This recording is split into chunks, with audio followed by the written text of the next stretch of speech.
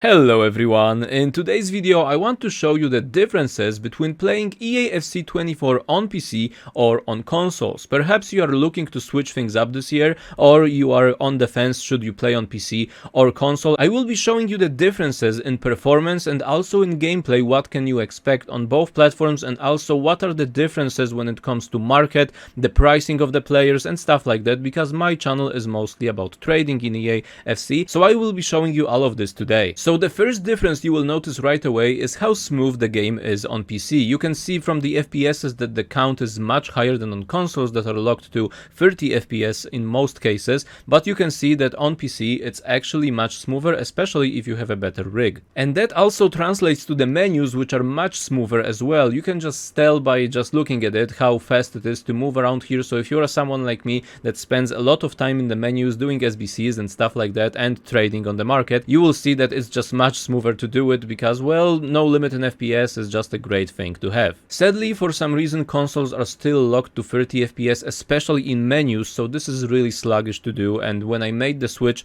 years ago it was actually very noticeable. There are two things usually that throw people off from playing this game on PC. It's that the market is much smaller, which is true, and also the hackers. We're gonna touch on the second part later, but now I want to focus on the market. Yes, it is indeed true that the market is much slower, but it is a thing of the past that the players are actually so rare that you cannot buy them on the market, or you will have trouble to complete your squad. Actually, in recent years, some players, especially the cheaper players, are actually cheaper on PC than PS5. It's not always the case. We don't know for sure what it's gonna look like in this year's EAFC, but you should have no problem in buying your favorite players on the first couple days or even the first months. Really, the game dies out at the same pace pretty much on every platform. However, it is true that the most expensive players in the game usually are even more expensive on PC. That's because, well, less people are playing and it's way harder to get them on the market in bigger amounts than it is on consoles. So that is actually true.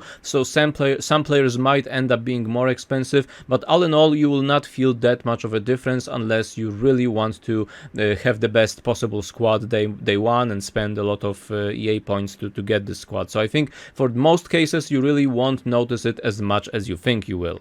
And when it comes to the positive of the PC market, it is actually easier to snipe players on PC because there's less of them, so it's way easier to actually get them, especially on the web app. So it is something to consider, that it's actually, you're gonna have less competition pretty much, and because you have less competition, it is easier to snipe, and it's also easier to control the market when it comes to price fluctuations, because it is more predictable, because there is less cards, and usually the prices change first on PC as opposed to the console. So it's just easier to predict when the cards are going to be cheaper and when there are going to be bigger rises, and you usually also earn more thanks to that. But of course, because some players can be more expensive, you might end up purchasing less cards that you would on console, but it does make up for it in the sense that you usually earn more on one particular card. And because I will be trading on PC this year, then on this channel you will see a lot of helpful tips for PC as well. In the past FIFAs, when I was playing on PC, I actually broke into top 100 PC traders quite often because, well, it really wasn't that hard if you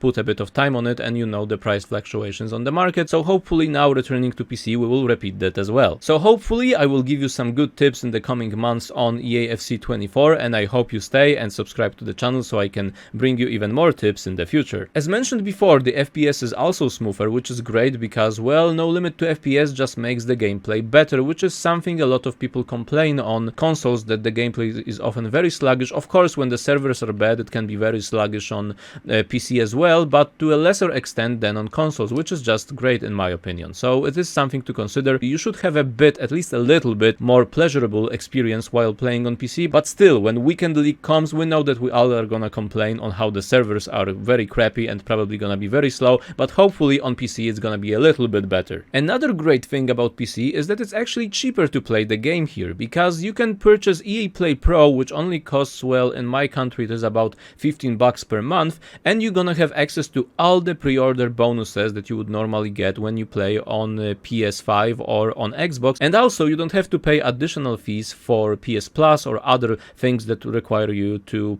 pay in order to play online. What I usually do is purchase Play Pro for the first 2 or 3 months and then switch to buying just the normal edition of the game, which costs way cheaper in the end than the Ultimate Edition that you would normally pay on console. So if you want to save a couple bucks, it is worthy to consider this as well. But now let's talk about the consoles a little bit. Last year I was playing on PS5, so as you can tell there is a lot more transfers active at the beginning of the game. Usually on PC there will be around 1 million, maybe we will even try to get to 2 million this year, we'll see, on the transfer market at the beginning days, weeks. Last year I believe it was like 1.5 million, and usually, as you can tell, at the beginning of FIFA 23 on consoles it was around, I think, the 400-500 million mark for a very long time. So the market is smaller, but you can still see here that actually the menus are also a bit slower and just, well, look worse. Of course the new EAFC game should look a bit better on every platform, but my point being that yes, of course there is a bigger market on a PS5,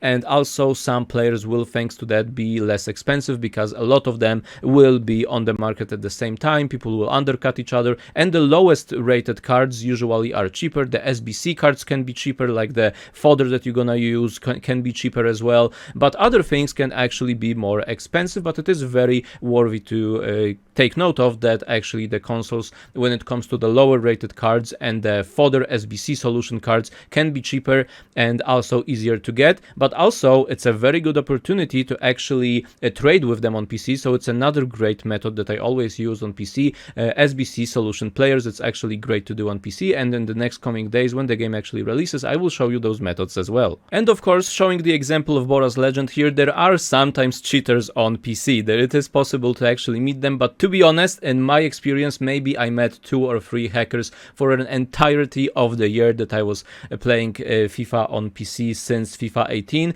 I only played on console last 2 years, and now I'm making switch back up to PC, so we'll see. But I think that cheaters are actually very overblown. There is actually very hard to meet them throughout the year. In drafts it's more often that you're actually gonna meet them, but it's more the case of that the game will end at the very beginning, they get the win, and you get the match not being played at all. So it's not actually the worst that can happen, and I think it's really overblown on the PC scene that actually you're gonna meet a lot of hackers or something like that. I think that is not true. I'm telling you that from my experience and from people I know that play on PC, you're really gonna maybe meet one of them in the first couple months of the game. And also remember that since the game is crossplay now, don't turn it off on PC, so you will often face players that are playing on consoles, and on consoles it's much harder to hack. So really your gameplay should be totally the same, if not better, on PC, thanks to the bigger FPS count that I told you before. So yeah, it is still of course worthy to say that the price fluctuations are also because of the PC hackers that are not even hackers, but the people that are botting, for example, squad battle matches and draft matches, can cause the market to be a bit worse when it comes to the coins balance, because, well, there is a lot more coins flowing on the market at the same time during rewards and stuff like that. So that also contributes to the part that the PC market is sometimes more expensive. But still, I think in the end the pros, in my opinion, outweigh the negatives, especially considering that we are getting the next gen version of EAFC24, of course, not on the old gen PS4 and the old Xbox platform, but we are getting, of course, the newer version, and the graphics, if you have a decent PC, are actually better on PC as well. So okay, I probably sounded like I'm a PC salesman and I am trying to convince you to switch to PC. Not at all. I think playing on consoles is still great as well, and the biggest selling point is of course the bigger transfer market, because, well, you're gonna have an easier time in finding some players, and some players will be cheaper. Not all of them, but some of them